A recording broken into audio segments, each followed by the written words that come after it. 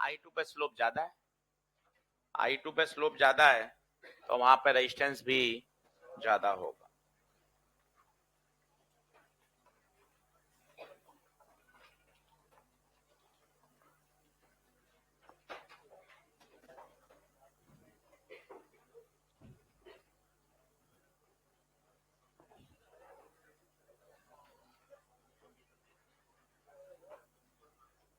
चलिए दूसरा सवाल, दूसरे में बताइए क्या निकालना है। करंट पूछा है, जे दे रखा है, ए दे रखा है, क्या करना पड़ेगा? J dot A, J dot A दूसरा हो जाना चाहिए मेरे हिसाब से। देख लें, आई बराबर जे डॉट ए। अब यहां जो गलती होती है वो आप यूनिट का ध्यान नहीं रखते हो। जे तो एम्पियर पर मीटर स्क्वायर में है, पर एरिया किस में है? सेंटीमीटर स्क्वायर में। तो इस सेंटीमीटर स्क्वायर को मीटर स्क्वायर में बदलना पड़ेगा। फिर यहां एक्स्ट्रा आएगा 10⁻⁻⁴। ये वाली गलती होती है, इसलिए आपको आंसर नहीं दिख रहा। आपको दिखाई दे रहा है सिर्फ 4, पर 4 है ही नहीं। ये वाली गलती है एक, ध्यान से देखिए, क्योंकि जो एरिया है वो सेंटीमीटर स्क्वायर में है। अगर जब तक आप उसको मीटर स्क्वायर में नहीं करोगे तब तक काम नहीं चलेगा। सवाल नंबर 2 में यही गलती है, उस गलती को थोड़ा ध्यान से देखिए। कुछ मिनिमम जो नियम है वो फॉलो करिए, बुकलेट रोज लाइए, होमवर्क करिए, तब काम चलेगा। नहीं तो क्या होगा, धीरे धीरे धीरे बैकलॉग होता जाएगा। रोज पढ़ते रहेंगे थोड़ा थोड़ा थोड़ा थोड़ा तो काम बढ़िया चलेगा।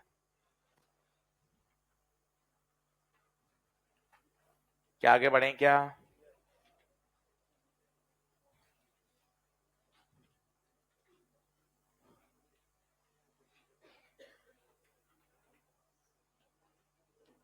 सही है। अब देखें, तीसरा, चौथा, पांचवा, छठा, ये सारे फॉर्मूला हैं।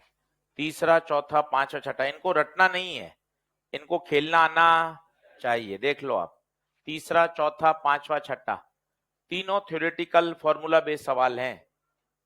इनको खेलना नहीं है, इनको एकदम रटना नहीं है, एकदम तरीके से समझ में आ जाएगा तो काम हो जाएगा।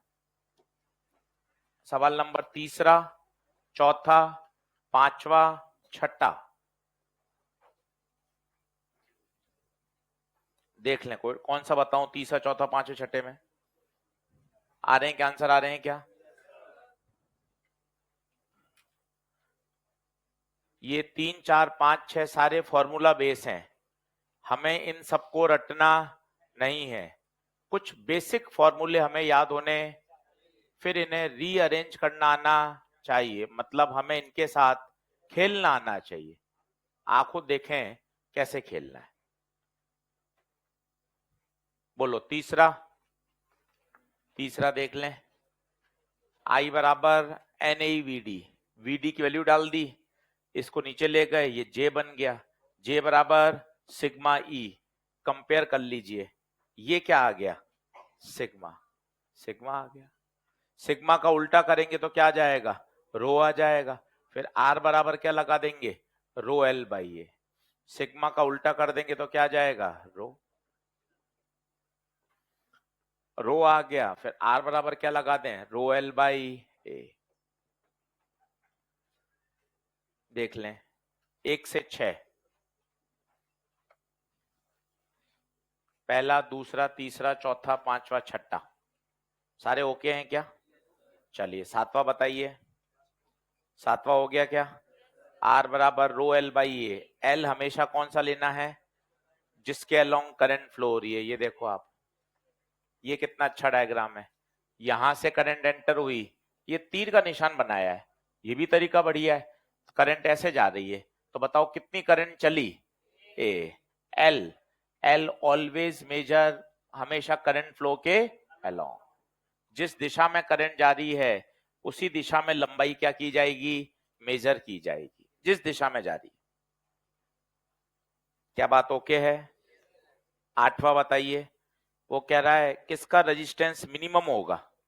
तो ऐसे तुक्का नहीं मार सकते, तीनों वायर का पहले रेजिस्टेंस निकालना पड़ेगा, जिसका सबसे कम आएगा वही आंसर होगा। फॉर्मूला बताइए क्या लगाएंगे, आर बराबर rho L by A, R बराबर रो एल बाई ए। ये देखिए सब वायर के रेजिस्टेंस कैलकुलेट करो, सबसे कम जिसका आएगा वही आंसर होगा। वायर 1, वायर 2, वायर 3, वायर 3 का सबसे कम आ रहा है rho L by 4a, 4a 4 से डिवाइड हो रहा है, तो सबसे कम किसका, पहला वायर, दूसरा वायर, तीसरा वायर, तीसरा वायर। क्या सही है क्या? एक एक सवाल करिए, रोज एक एक सवाल करना है तब मजा है, इतना सिस्टमेटिक से करना है। हम भी होमवर्क कर रहे हैं, आप सोचो इतने साल लोग पढ़ाते हुए तो भी होमवर्क कर रहे हैं। लास्ट ईयर की ईएलपी नहीं है कि पिछले साल के सॉल्यूशन दिखा रहे हैं, कई बच्चे पढ़े हुए हैं, ये ईएलपी नहीं थी, नई ईएलपी है, सारी नई ईएलपी है, रोज होमवर्क कर रहे हैं। आज ईएलपी नंबर 3 दूंगा, फिर 3 करूंगा घर जाके, आप पहुंचोगे नहीं उससे पहले होमवर्क कर लूंगा। आप देखो, आप रोज करना है, क्योंकि वो है ना, बने भी तो रहना है, ऐसा थोड़ी ना है कि बस पढ़ा लिया, बने रहना है, बने रहेंगे तो काम चलता रहेगा। और ठीक है, हाँ यार अब तो क्या है, अब तो हो ही गया है, कोई दिक्कत नहीं है, टेलीग्राम पे सब देख ही रहे हैं वीडियो, तो फिर काम नहीं चलता, लगातार मेहनत करनी पड़ती है तब जाके काम बनेगा। तो इसलिए लगातार मेहनत करिए, रोज पढ़ेंगे तब एकदम अप टू डेट रहेंगे। अरे सर कोई दिक्कत नहीं, एकदम कॉन्फिडेंस टकाटक है, पढ़ना पड़ेगा, सवाल घिसना पड़ेगा। आप चाहते हैं कि बस ऐसे ही हो जाए, नहीं होगा भाई, पूरा सिस्टमेटिक करके करना पड़ेगा, तब एक एक सवाल में आपको ऐसा कॉन्फिडेंस आएगा ना कि मजा आ जाएगा। अब देखिए क्वेश्चन नंबर 9 जो सबसे बढ़िया है। 9 में क्या मजे की बात है कि कहीं भी स्ट्रेचिंग शब्द नहीं है, देखो आप, और अगर स्ट्रेचिंग शब्द नहीं है तो पता है क्या करना पड़ेगा, जनरल फॉर्मूला। क्लास नोट्स में लिख लेते हैं, ये वाली बात लिखिए, नोट लगा के। कर लिया था क्या ये वाला सवाल, हो गया था ये वाला? तो किसके प्रोपोर्शनल आता है बताइए, एल स्क्वायर बाय एम। ये देखिए आर बराबर एल स्क्वायर बाय एम। रो और डेंसिटी क्यों काट दिया, क्योंकि सारे वायर किसके बने हुए हैं, कॉपर के, तो कॉपर की डेंसिटी सेम, कॉपर का स्पेसिफिक रेजिस्टेंस भी सेम, तो आंसर आएगा 125, 15, 1। 9 सवाल काम का है, 2 बार ऑल इंडिया लेवल पे आया हुआ है। क्वेश्चन नंबर 9 सही है क्या? रोज ऐसा निकल जाएगा, काश बुकलेट लेके आते, रोज सोचते सोचते पता चलेगा फरवरी आ गई। आप देख लेना अभी, क्योंकि मुझे तो 100 सवा 100 लेक्चर पढ़ाने हैं, रोज आपको लगे अरे यार आज तो बुकलेट लिया था, और मैं रोज ऐसे करके लाऊंगा डेली होमवर्क, और आप रोज ऐसे मन में ऐसे अरे यार काश पढ़ लेता। तो मत करो, रोज पढ़ो, रोज मॉड्यूल लेकर आओ, ईएलपी बुकलेट लेके आओ, अपना डेडिकेशन दिखाओ पढ़ाई के प्रति, तब आउटपुट आएगा। आप अपना समर्पण नहीं दिखाओगे, आउटपुट हवा में नहीं आएगा, इस बात का ध्यान रखें। रोज मन में खराब फील करना, अरे यार अभी सर डिस्कशन करा रहे हैं, मैंने तो कुछ भी नहीं किया, थ्योरी नोट्स बनाने से कुछ नहीं होगा, अपनी मानसिकता बदलें। आपने मानसिकता केमिस्ट्री बायो वाली लगा रखी है, सर आएंगे बढ़िया बढ़िया नोट सिखा देंगे, अरे नोट से कुछ नहीं होगा, कुछ नहीं होना नोट से, जब तक आपने सवाल नहीं करे तब तक कोई फायदा नहीं है।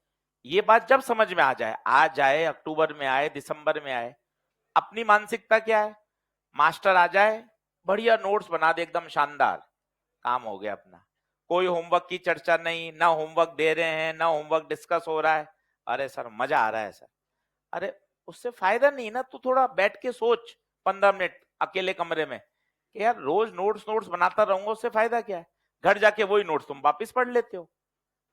जब तक आपने न्यूमेरिकल नहीं करे, रोज नहीं करे, रेगुलर बेसिस पे नहीं करे, तब तक वो आपका फियर फैक्टर नहीं हटेगा। फियर फैक्टर के लिए जरूरी है रीडिंग, एनसीईआरटी की रीडिंग, क्वेश्चन पढ़ना, क्वेश्चन को सॉल्व करना, ईएलपी करना, फियर फैक्टर वही है, उस पर काम करना पड़ेगा।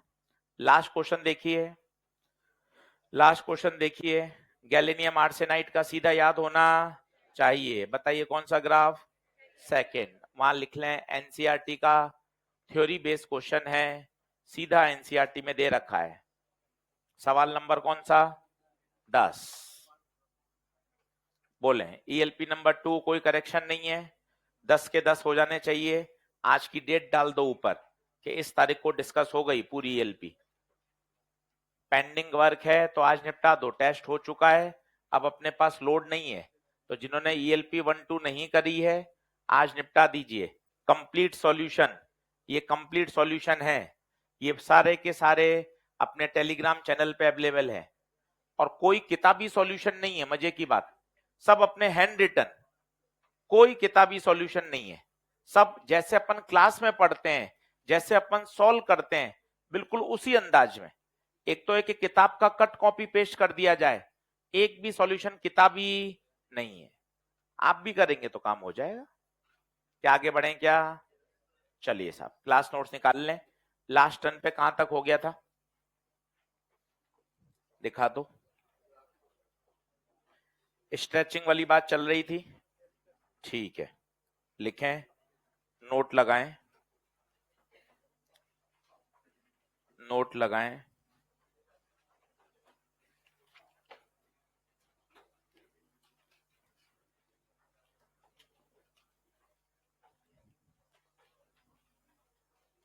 चलो, अब मैंने आपको लास्ट टर्न पे भी सिखाया था, फिर सिखा देता हूं। स्ट्रेचिंग शब्द है तो बहुत ही बढ़िया है, अगर स्ट्रेचिंग आ जाए, मेल्टिंग आ जाए, बेंडिंग आ जाए तो कोई टेंशन ही नहीं है। R इज proportional to L square, R इज inversely proportional to A square, R इज इनवर्सली प्रोपोर्शनल टू R की पावर 4। हर साल सवाल आते हैं, हर साल। आप देखना, एक आपको एक स्पेशल असाइनमेंट दिया है जिसमें जेई मेन के सवाल हैं, आज उसका होमवर्क मिलेगा। और आप देखना 2023-24 में भी ये 5 बार शिफ्ट में पूछा गया, 5 शिफ्ट में, कभी लंबाई, कभी एरिया, कभी रेडियस, एकदम टिप्स पे याद होना चाहिए। पर अगर स्ट्रेचिंग शब्द नहीं है, अगर स्ट्रेचिंग शब्द नहीं है, वो कह रहा है मैंने लेंथ को भी बढ़ा दिया 20% और मैंने एरिया को कर दिया 4% कम, अब बताइए, अब आपको स्ट्रेचिंग नहीं लगाना है, क्योंकि वो दोनों एक साथ कम कर रहा है, किसी को बढ़ा रहा है, किसी को कम कर रहा है, और स्ट्रेचिंग शब्द का कहीं इस्तेमाल नहीं कर रहा। तो आप कहोगे सर ये कैसे किया होगा इसने, ये बाजार जाकर एक नया वायर खरीद के लाया जिसकी लंबाई 20% ज्यादा है और एरिया 4% कम है, जबकि वास्तव में ऊपर वाले सवालों में तो उसी वायर को खींचते हैं। उसी वायर को खींचने से क्या होता है, अगर लंबाई बढ़ रही है तो उसी रेशियो में एरिया भी कम होता है, जबकि यहां कुछ भी स्ट्रेचिंग नहीं है।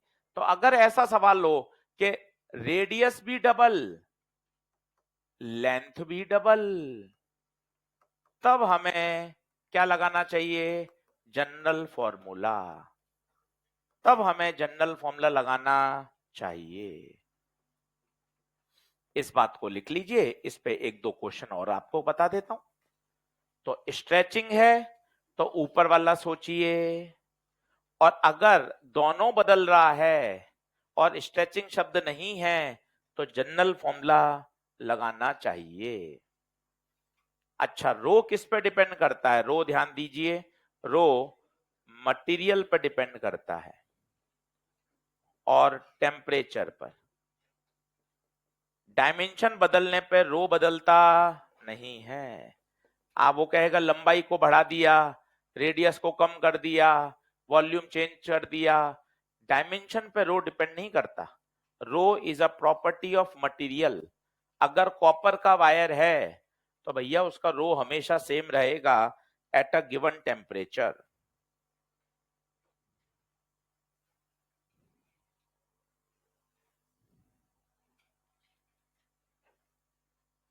लिख लें।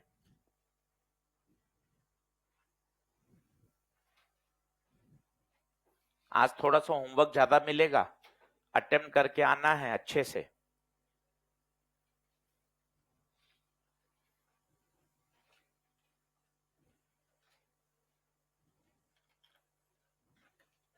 टारगेट लेके चलिए। 21-22 लेक्चर का काम है, आज हो गया 5वां लेक्चर। डॉट 21-22 लेक्चर में खत्म कर देंगे, 6 सवाल तैयार हो जाएंगे। तो भाई एंड में जागने का फायदा क्या है? रोज उसी लेवल में मेहनत करनी है कि सर 22 लेक्चर तक दौड़ना है, 6 सवाल करंट कैपेसिटर के तैयार, फिर नए चैप्टर में लड़ाई लड़ेंगे। ऐसे छोटे छोटे टारगेट बनाइए कि जब आपका 22 लेक्चर हो जाए तब मेरे रफ कॉपी में 300 सवाल तैयार, ईएलपी सारी तैयार। उस लेवल में मेहनत करनी है। चलो लिखो, एक प्रश्न लिखें, जल्दी बराबर आ जाए फटाफट से। आज का होमवर्क है ईएलपी नंबर 3 पूरी, कुछ भी नहीं छोड़ना है। ELP number 3 complete. चलो अब एक प्रश्न लिखो, 2023 का सवाल है, खुद अटेम्प्ट करना, गलत सलत चलेगा। एक वायर है जिसका रेजिस्टेंस आर है। अब मैंने लेंथ को 20% बढ़ाया और एरिया को 4% कम कर दिया। तो आपसे पूछा है परसेंटेज चेंज इन रेजिस्टेंस बताओ।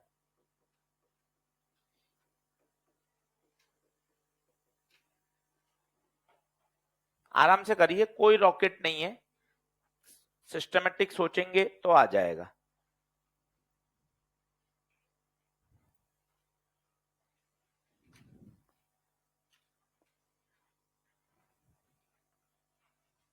पहली बात, पूरे प्रश्न में कहीं स्ट्रेचिंग शब्द नहीं है, तो बेटा ये वाले फॉर्मूले मत सोच।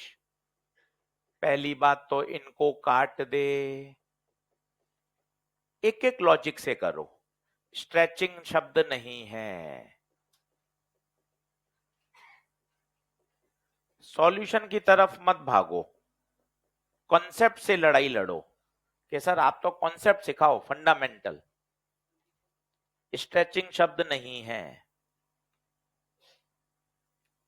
अब कुछ समझ में नहीं आ रहा तो सबसे देसी तरीका, माना initial length 100, initial area 100, initial resistance R बराबर रो एल बाय ए, लंबाई भी 100, एरिया भी 100, इनिशियल रेजिस्टेंस आ गया रो।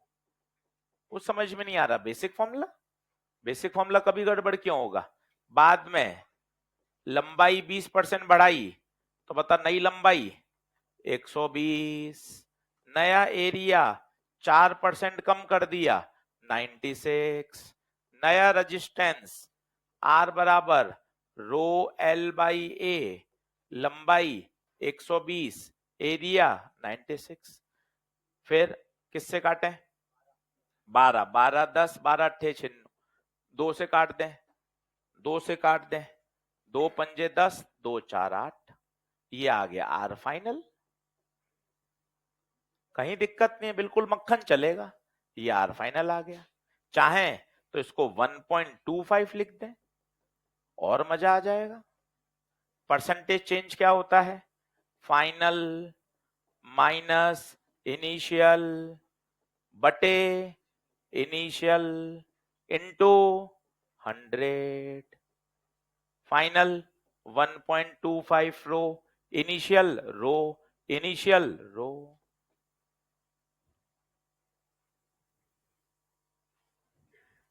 नहीं का तो कोई बात ही नहीं है ना।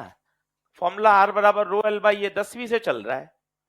तुझे कॉन्फिडेंटली खेलना है कि अगर स्ट्रेचिंग नहीं है, बेसिक लगाओ, आंसर आएगा। पता कितना परसेंट? 25% आंसर आएगा। सॉल्व करो तसल्ली से। मतलब मान के चलो स्ट्रेचिंग सबसे फेमस आर्टिकल है, यहाँ पे 20 सवाल घर पे और आज कर लेना, ये एकदम दिमाग में सेट हो जाए, और ऐसा सेट करिए कि रिवीजन की जरूरत नहीं पड़े। हाँ सर, क्लियर। क्या आगे बढ़े? तो रो रो कैंसिल हो गया, 1.25 माइनस 1 अपॉन 1, तो ये हो जाएगा 0.25 इंटू 100, कितना परसेंट? 25%।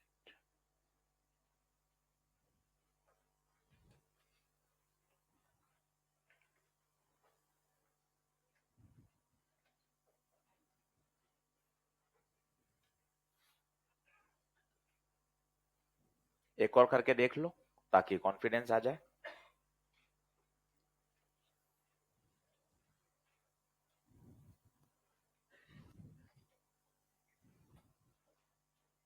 कराऊं अगला? आ गए बराबर? आ गए सब? चलो अगला लिखो, क्वेश्चन नंबर 2। क्वेश्चन नंबर 2 लिखो। एक वायर है जिसका रेजिस्टेंस है R और उसकी रेडियस को आपने 0.1% थिनर कर दिया, कम कर दिया आफ्टर स्ट्रेचिंग करके उसकी रेडियस को 0.1% थिनर कर दिया। अब आपको पूछा गया है calculate the percentage change in resistance.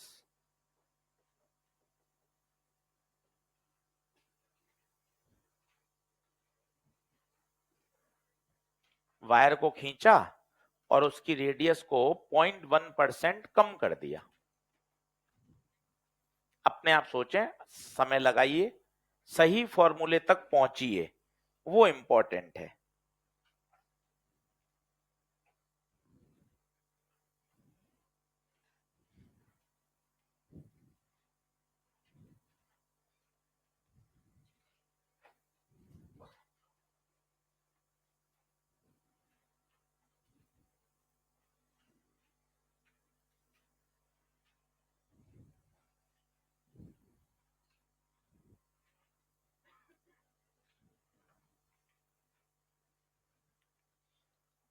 पहला शब्द जो दिमाग पे आना चाहिए, स्ट्रेचिंग। अप्रोच समझो, पहला शब्द स्ट्रेचिंग, दूसरा शब्द 5% से कम। ये दो अगर दिमाग में नहीं चमक रहे, मेहनत और बढ़ाइए। स्ट्रेचिंग, स्ट्रेचिंग आते ही सर फॉर्मूले की लाइन लग गई। लो, अब अगला स्टेप कौन सा लगाएं? लंबाई नहीं, एरिया नहीं, रेडियस। फिर 5% से कम। भाई ऐसी अप्रोच लाओ और आ जाएगी। ऐसा नहीं है कि मतलब नहीं आएगी, कोई ऐसा नहीं है। 15-20 सवाल करोगे आप भी सोचने लग जाओगे। स्ट्रेचिंग देखा, रेडियस देखा, 5% से कम देखा। 5% से कम में बताइए वो ट्रिक लगती है कौन सी? पावर को कहां लाएं? आगे, पावर -4 आगे, delta R by R into 100। बताइए, रेडियस को 0.1% थिनर, माइनस का 0.1 आएगा भाइयों। क्यों माइनस? क्यों? कम कर दी, कम, कम मतलब माइनस, ये माइनस माइनस प्लस, आंसर आ गया 0.4। 1 मिनट के अंदर सॉल्व। बस ये है, सही फॉर्मूला चमकना चाहिए। अब यहां कहीं अगर आपने 100 मान लिया तो फंस जाओगे। 100 में से 0.1 घटाना मतलब 99.9, कैलकुलेशन ही सॉल्व नहीं होगी आपसे। तो आपको ये चमकना चाहिए, अरे यार 5 से कम है, फटाफट लगा दिया। काम का सवाल है, स्टार लगा के रखिए, दोनों ही सवाल काम के हैं।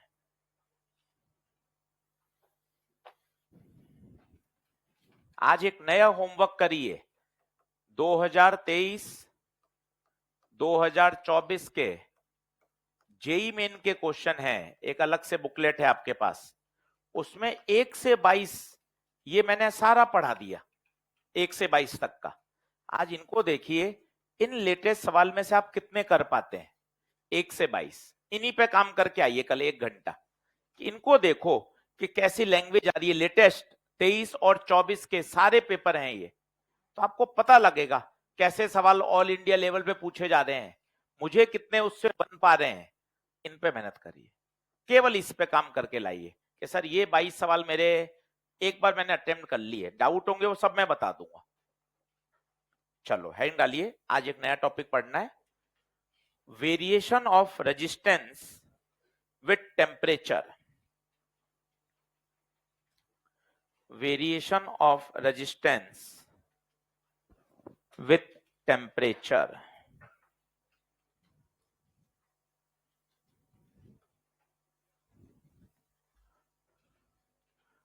Variation of resistance with temperature. चलो अब इसको इंपॉर्टेंट लगा लो। एनसीईआरटी में इस आर्टिकल के 5 प्रश्न हैं, 5, 2 से 3 अनसॉल्व्ड हैं, 2 सॉल्व्ड हैं। इसका मतलब सबसे इंपॉर्टेंट वैरायटी है रेजिस्टेंस का टेम्परेचर के साथ वेरिएशन। सभी लोग बोर्ड पे देखें, मस्त समझें, 10 मिनट का है, फिर न्यूमेरिकल। टेम्परेचर बढ़ाने पर क्या इफेक्ट आएगा? कल मैंने आपको बताया था, टेम्परेचर बढ़ाने पर क्या नंबर ऑफ कॉलिजन बढ़ जाते हैं? सोचिए, अगर नंबर ऑफ कॉलिजन बढ़ जाएंगे तो रिलैक्सेशन टाइम कम हो जाएगा। रो का फॉर्मूला था, अगर आपने देखा हो तो वो टाउ के क्या था, इनवर्स। रिलैक्सेशन टाइम कम होगा तो स्पेसिफिक रेजिस्टेंस बढ़ जाएगा। और ये प्रॉपर्टी किसके लिए लागू होती है? कंडक्टर के लिए। सेमीकंडक्टर में ऐसा नहीं होता है, देख लीजिए। तो सीधा इफेक्ट है, जैसे जैसे आप तापमान बढ़ाओगे आपका रेजिस्टेंस बढ़ेगा। दूसरे शब्दों में बोलिए, अगर रेजिस्टेंस बढ़ रहा है तो सर्किट में फ्लो होने वाली करंट कम हो जाएगी। कुछ लोग इसको दूसरे तरीके से भी समझते हैं, एनसीईआरटी ऐसा भी लिखती है एक पेज पर, I बराबर NaVd। किसी कंडक्टर के लिए N तो क्या रहेगा, कांस्टेंट, एरिया भी कांस्टेंट, E भी कांस्टेंट। तो किस पे डिपेंडेंसी? Vd का फॉर्मूला बताओ, E/m इंटू टेम्परेचर बढ़ाने पर रिलैक्सेशन टाइम, रिलैक्सेशन टाइम कम तो ड्रिफ्ट भी, I बराबर NaEVd, ड्रिफ्ट कम, करंट भी। यहां से भी समझ सकते हैं, वहां से भी समझ सकते हैं। तो आपको सीधा याद होना चाहिए, तापमान बढ़ाने पर कंडक्टर का रेजिस्टेंस बढ़ जाता है। In short, final call, temperature बढ़ाने पर रो बढ़ता है, रेजिस्टेंस बढ़ता है। For conductor. बार बार आप कंडक्टर क्यों लिख रहे हो? क्योंकि सेमीकंडक्टर में मामला उल्टा हो जाता है। तो एक बार ये छाप लीजिए, यहां से 2 थ्योरेटिकल सवाल सॉल्व होते हैं असर्शन रीजन के, यहां से भी पूछ सकता है, यहां से भी बना सकता है। तो जो अप्रोच का सवाल बने वैसी आपको अप्रोच आनी चाहिए। तापमान बढ़ाने पर स्पेसिफिक रेजिस्टेंस बढ़ता है। एक बार कॉपर का ग्राफ आ गया, एनसीईआरटी में दे रखा है, सीधा पूछ लिया नीट में। कल मैंने टेलीग्राम चैनल पे डाला था कि 5 मिनट बैठे हैं, आपने 3 ग्राफ ही देख लिए।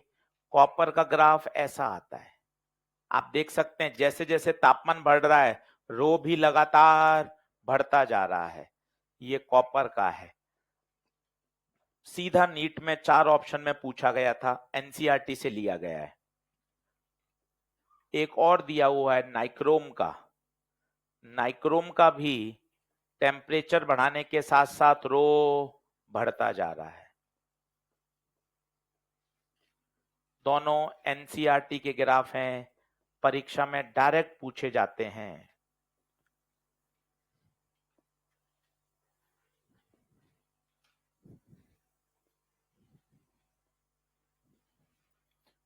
तो बार बार याद कर लीजिए, जैसे जैसे आप तापमान बढ़ाओगे स्पेसिफिक रेजिस्टेंस बढ़ेगा।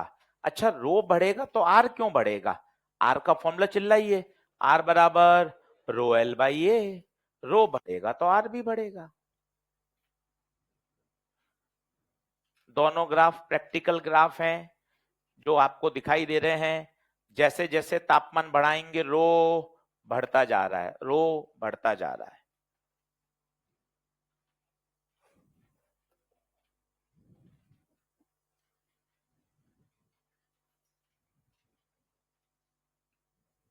अब आता है इसका फॉर्मूला।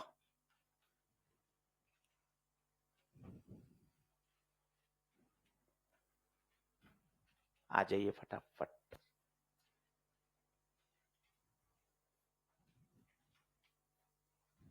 बढ़ूं क्या?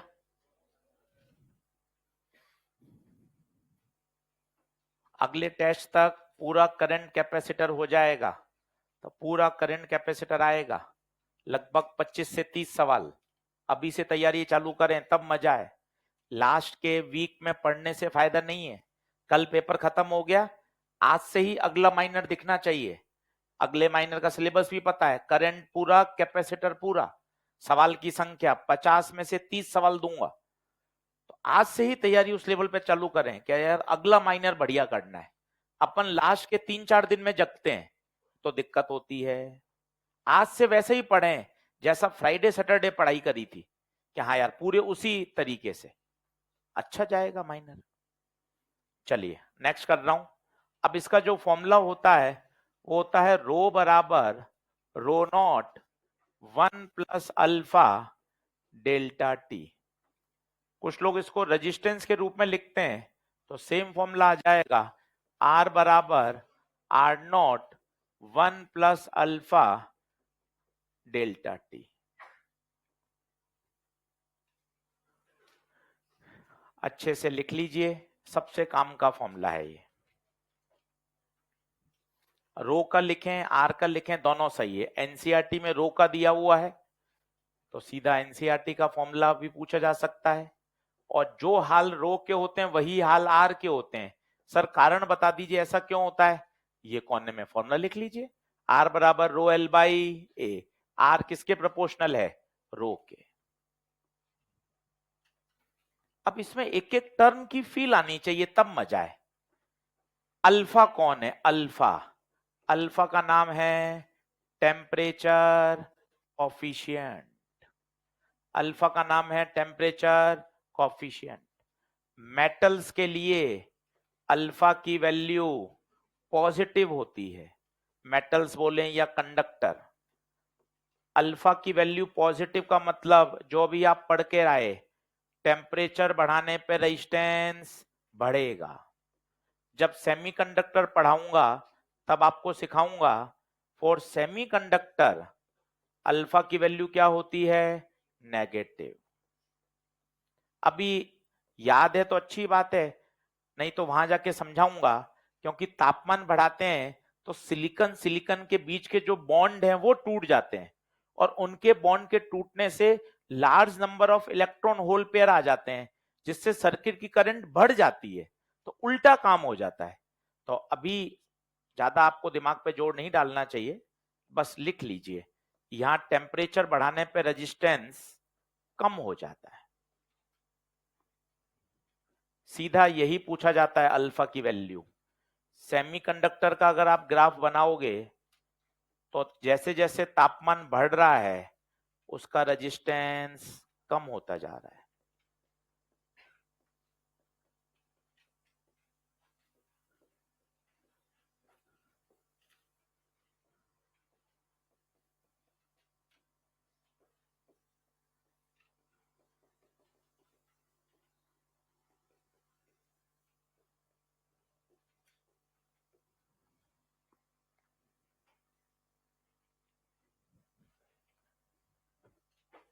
3 बार लिख दिया, कहीं का तो याद रह जाए।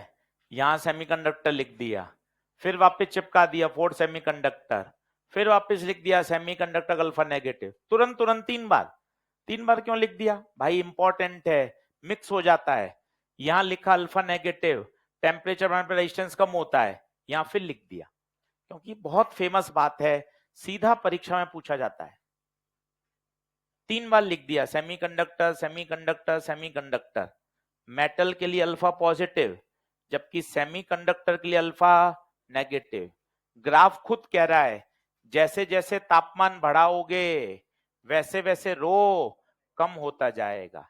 ये ग्राफ एक्सक्लूसिव फॉर सेमीकंडक्टर है, सेमीकंडक्टर है।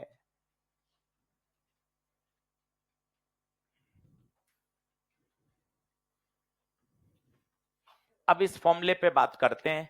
अगले 40 मिनट आपका काम इस फॉर्मूले से चलेगा बच्चों। अब इस फॉर्मूले की एक एक टर्म समझ में आ गई, प्रश्न करने में मजा आ जाएगा। सबसे इंपॉर्टेंट टर्म है इसमें टी नॉट। बच्चा टी नॉट में बहुत परेशान होता है। टी नॉट क्या है? स्लाइड चेंज कर दूं क्या? जल्दी आओ फटाफट।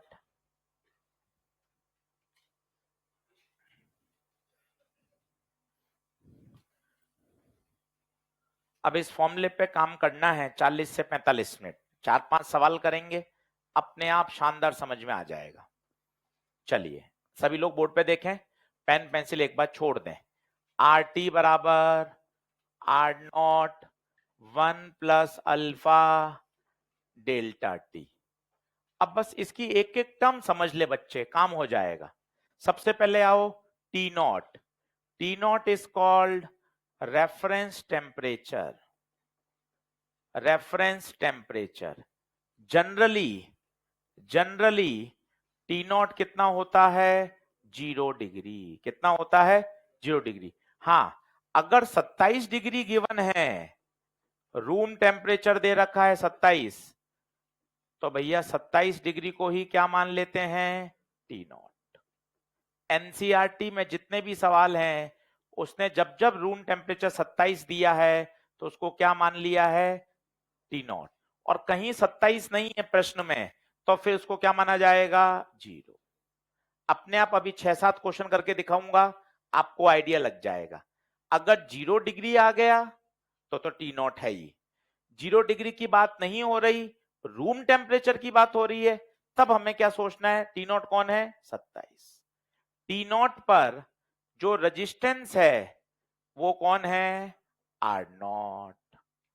ऐसा याद होना चाहिए, टी नॉट पे रेजिस्टेंस आर नॉट। टेम्परेचर बढ़ाया और बढ़कर कितना हो गया? टी। और टी पर जो नया रेजिस्टेंस है वो क्या है? R T. नाम से लिखा है आर टी, नए टेम्परेचर पे उसका रेजिस्टेंस। अल्फा कौन है? Temperature coefficient. तो एक बार फॉर्मूले की अंडरस्टैंडिंग मस्त। टी नॉट पर रेजिस्टेंस आर नॉट, गरम किया टी हो गया, नया रेजिस्टेंस आर टी हो गया। टी नॉट कौन? रेफरेंस। सामान्यता 0 डिग्री। और अगर प्रश्न में रूम टेम्परेचर आ गया तो वही टी नॉट हो जाएगा। लिख लीजिए, ज्यादा क्लियरिटी आएगी आपको सवाल में। पहला, दूसरा, तीसरा, 5 सवाल करोगे एकदम क्लियर। 2-3 बार फॉर्मूला बोल लीजिए, नींद खुल जाएगी। आर टी बराबर are not 1 plus alpha T minus T not. सब बोल लीजिए, शर्म मत करिए। आर टी बराबर are not 1 plus alpha T minus T not. और पूरा वाक्य बोलिए, टी नॉट पर जो रेजिस्टेंस है वो आर नॉट है, टी टेम्परेचर पे जो रेजिस्टेंस है वो आर टी है। ऐसा फॉर्मूला समझ में आना चाहिए कि टी नॉट, अच्छा उस समय रेजिस्टेंस आर नॉट, खत्म कर बात। टेम्परेचर बढ़ के हो गया टी, तो नया रेजिस्टेंस कितना हो गया? R T. टी नॉट कौन है? T not reference temperature. सामान्यतः रेफरेंस टेम्परेचर क्या लिया जाता है? 0 डिग्री। प्रश्न में 0 डिग्री आ गया, बात खत्म। और अगर प्रश्न में 0 नहीं है, 27 डिग्री है, तो फिर 27 डिग्री को ही क्या मान लिया जाएगा? Reference temperature.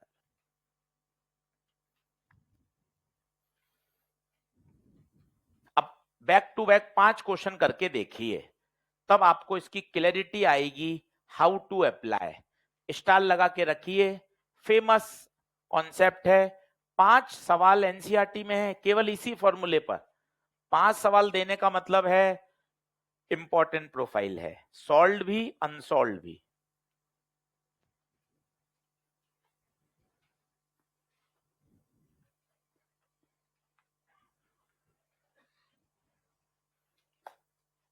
बोलिए, जब टेम्परेचर टी नॉट तो उस समय रेजिस्टेंस, टेम्परेचर टी नॉट पे रेजिस्टेंस, गर्म करने के बाद नया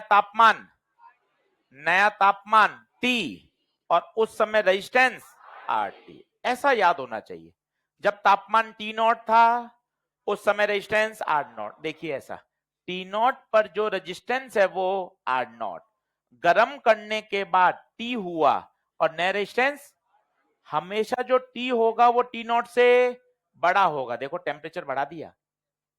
क्या बात क्लियर है? चलिए पहला क्वेश्चन लिखें, पहला लिखिए, पहला क्वेश्चन लिखिए। तारीख क्या आज? 23 23 23 23।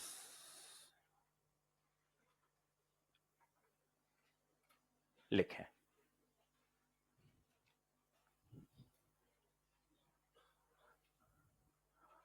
जिसको नहीं दिख रहा मैं बोल रहा हूं, बाकी लिखें। The resistance of platinum wire, the resistance of platinum wire at 0 degree Celsius, at 0 degree Celsius is 2 ohm, 2 ohm, and 6.8 ohm, 6.8 ohm at 80 degree Celsius,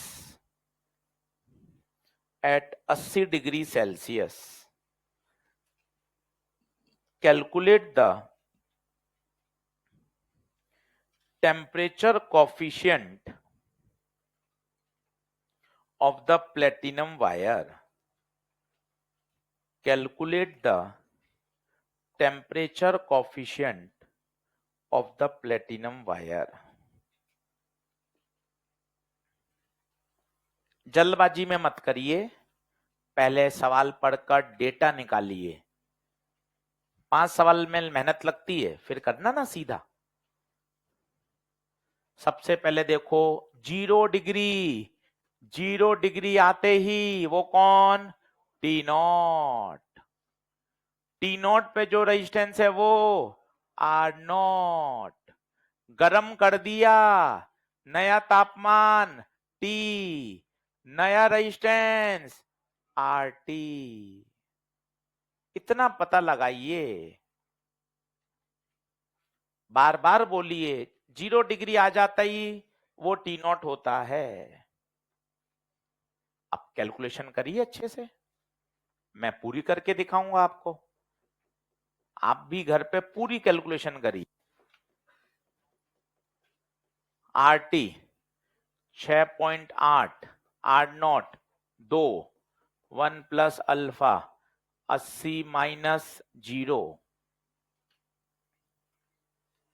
80 minus 0, तो 2 को नीचे भेज दें बट्टे में।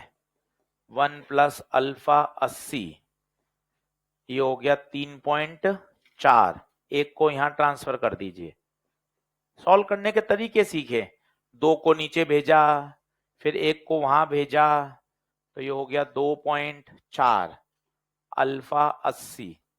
कभी परेशान नहीं होना, पॉइंट हटाएंगे तो नीचे 10, 8 का पहाड़ा 3 बार, 3/10। आराम से सॉल्व होता है परीक्षा में। 10 को नीचे भेज दें, 3/100, 100 को ऊपर ले जाएं, 10 की पावर -2। कौन सा आंसर? पूरा सॉल्व होगा।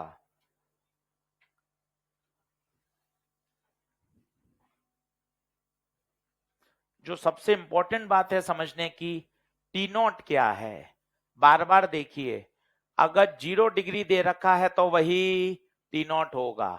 पूरा सेंटेंस बोलिए, टी नॉट पर जो रेजिस्टेंस होता है वो आर नॉट होता है। तो टी नॉट पर आर नॉट, गर्म करने के बाद नया टेम्परेचर टी और उस समय नया रेजिस्टेंस आर टी। इतना सिस्टमेटिक दिमाग में बैठा लिया, कोई कंफ्यूजन की जगह नहीं है। ऑप्शन नंबर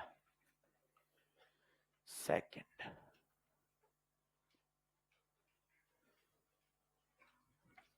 अगला लिखिए,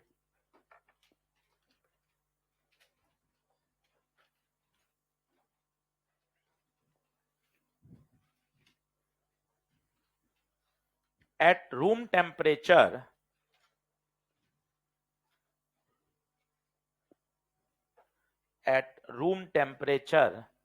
ब्रैकेट में 27 डिग्री सेल्सियस, ब्रैकेट में 27 degree Celsius, the resistance of the heating element, the resistance of the heating element is 50 ohm, is 50 ohm.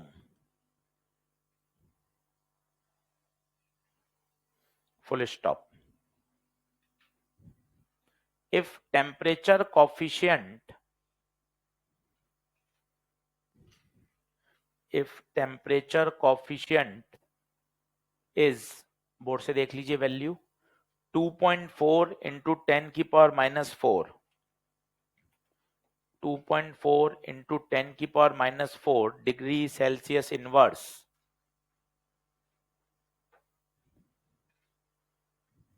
Full stop. Calculate the temperature,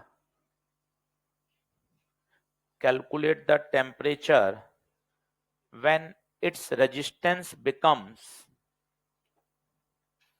when its resistance becomes 62 ohm.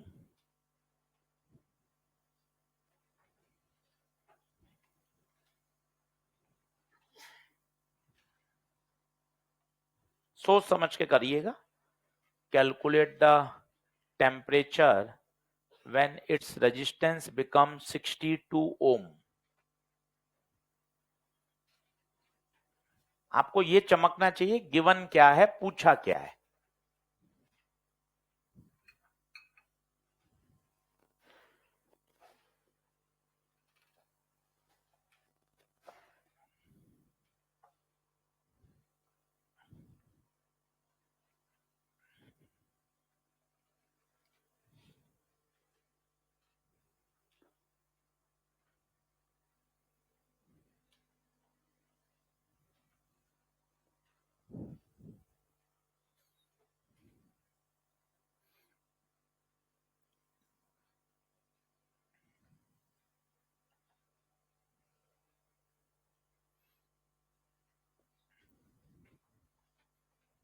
कितना? अब देखो 27 आ गया, या तो 0 degree होना चाहिए T not या 27।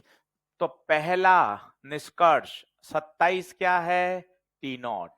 27 degree पे जो रेजिस्टेंस होगा वो आर नॉट, बाद वाला रेजिस्टेंस आर टी, उस समय का टेम्परेचर गायब, टी पूछा है और अल्फा गिवन है।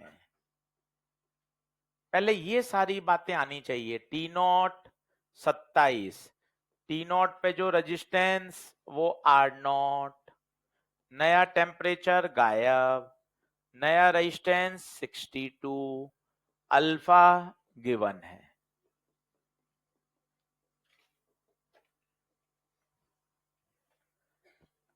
पहला, जिसको डर लगता है फिजिक्स से वो गिवन लिखिए, और जिसको सवाल से ही समझ में आ रहा है वो वहीं मार्क कर लीजिए। मैंने दोनों करके दिखाए हैं आपको।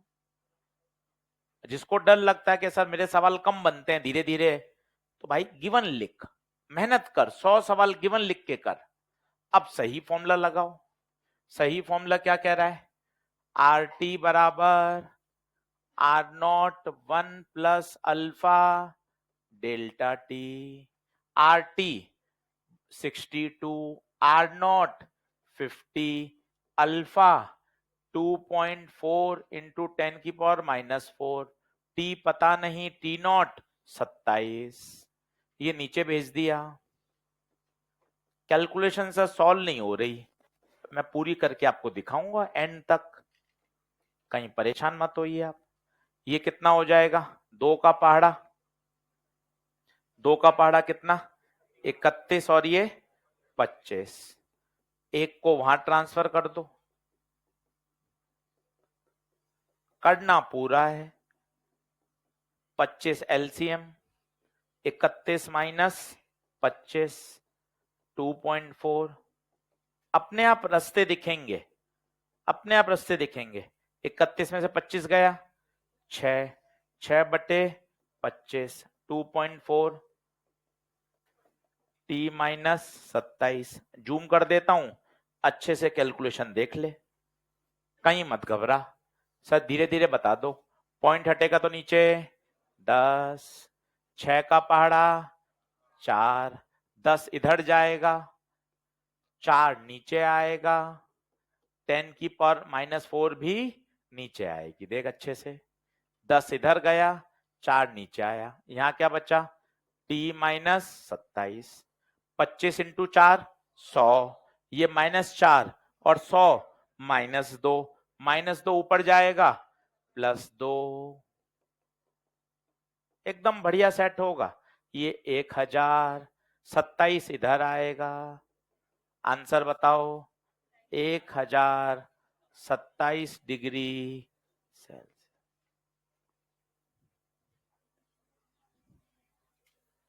5-6 बार गलत होगा, होगा उसमें क्या दिक्कत है, कैलकुलेशन तो सीखनी पड़ेगी। फॉर्मूला सही भी याद है पर हल नहीं हो पा रहा, तो ऐसा फॉर्मूला काम का क्या। कैलकुलेशन तो सीखनी पड़ेगी, ये नहीं बोलने से काम चलेगा सर मेरी मैथ्स कमजोर है। भाई क्वेश्चन लगाने पड़ेंगे, मैथ्स अपने आप आ जाएगी।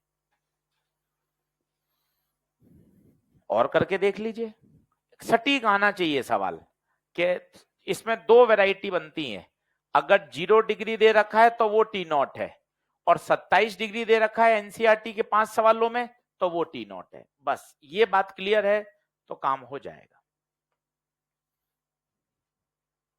आंसर बताएं कितना 1027।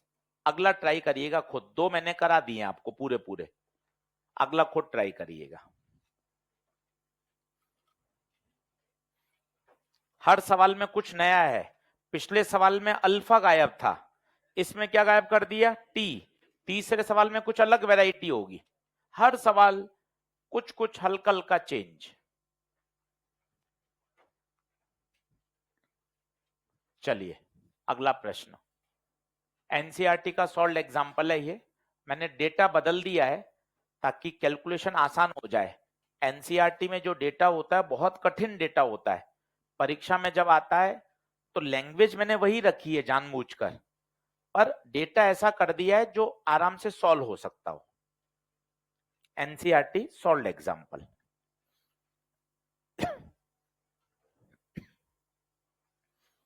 चलिए बोल रहा हूं, the resistance of a platinum wire,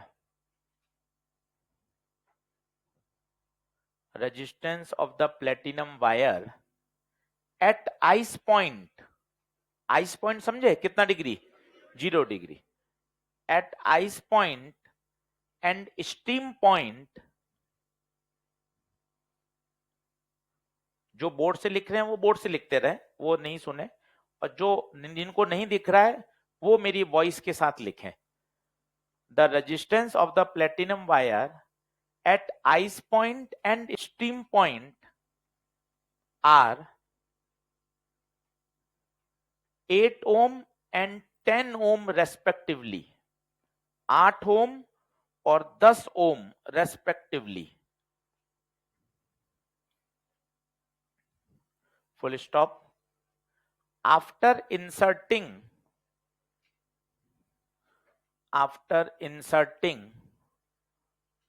in a hot bath, in a hot bath of temperature 400 degrees Celsius, after inserting in a hot bath of temperature 400 degrees Celsius, calculate the resistance of the platinum wire. Calculate the resistance of the platinum wire.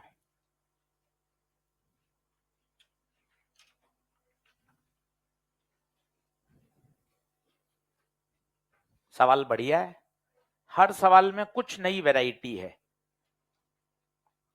अगर आपको लग रहा हो alpha गायब है तो कुछ data लेकर अल्फा आपको निकालना पड़ेगा, या दो इक्वेशन बना के रेशियो ले लें, जैसा आपको सही लगे।